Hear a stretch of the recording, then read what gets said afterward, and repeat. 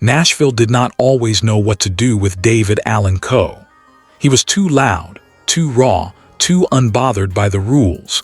The man who slept in a hearse outside the Grand Ole Opry because he had nowhere else to go, and turned even that into legend. But when he died on April 29, 2026, at the age of 86, Nashville stopped everything.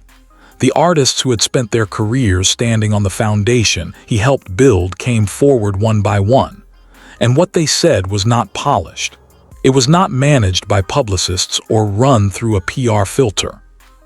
It was the truth, messy, emotional, grateful, heartbroken truth. David Allan Coe died in intensive care. He was 86 years old.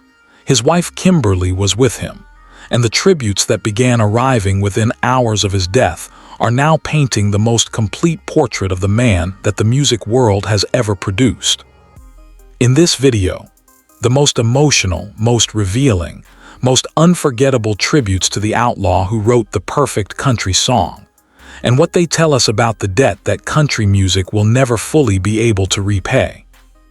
Let's start with the woman whose name is forever written into his story.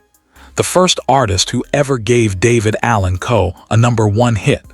The one who recorded a song he wrote when she was 13 years old and turned it into something neither of them could have predicted.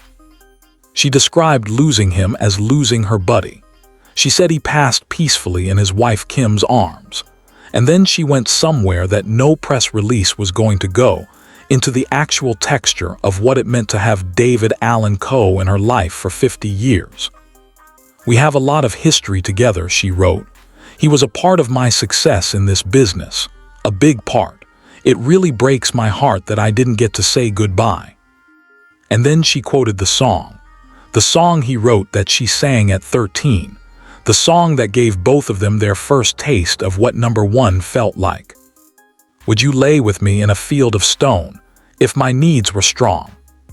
She ended her tribute with those words, not as performance, as goodbye, as the specific, personal language of two people who had been connected for half a century, and who both knew that the song between them was the realest thing either of them had ever been part of. Now Billy Ray Cyrus, and what he said is the tribute that has stopped the most people because it does not just grieve David Allan Coe, it credits him, publicly, specifically, without hesitation. He announced that he is dedicating his entire new album to David Allan Coe. And then he wrote, "I wouldn't be me without you. Forgive me if I haven't called your name often enough. Thank you. Your music will echo on far beyond the existence of our planet. It's actually the perfect outro. Well done. I wouldn't be me without you." From a man with a career that has spanned 30 years, who had his own #1 hits, who became a household name, standing before the world and saying, "David Allan Coe is the reason I exist musically, and I want to make sure I say it out loud before it's too late." It was too late, but he said it anyway. Because that is what grief does, it clarifies the things you should have said sooner. And Billy Ray Cyrus said it with his whole chest. Willie Nelson, two words that carry the entire history of outlaw country inside them. His message was brief, measured. The words of a man who has now outlived most of the movement he helped create, who watched Waylon go, and Merle go, and Crease go, and now David, and who finds himself standing at the end of a long road that fewer and fewer people who walked it with him are still around to share. His message of respect was not long. It did not need to be, because between Willie Nelson and David Allan Coe, there was a shared understanding that went so far back and ran so deep that words were never the primary language. The songs were. The road was.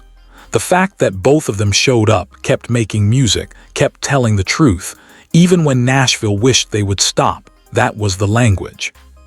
Respect, goodbye, from the man who is now one of the last ones standing. And then came the comedian who sat in the audience at Willie Nelson's 4th of July concert and found himself on stage singing alongside the legend himself. He wrote that he and a friend had both met David at that concert years ago, and that, as a country fan, it was one of his favorite memories from the road. And then this happened. He got to sing You Never Even Called Me by My Name with him on stage. He called it crazy. He said R.I.P. And then he let that memory be the whole tribute, because some memories are so complete, so perfectly themselves, that adding anything more would only diminish them. A man on a stage in Texas, singing the perfect country song with its author.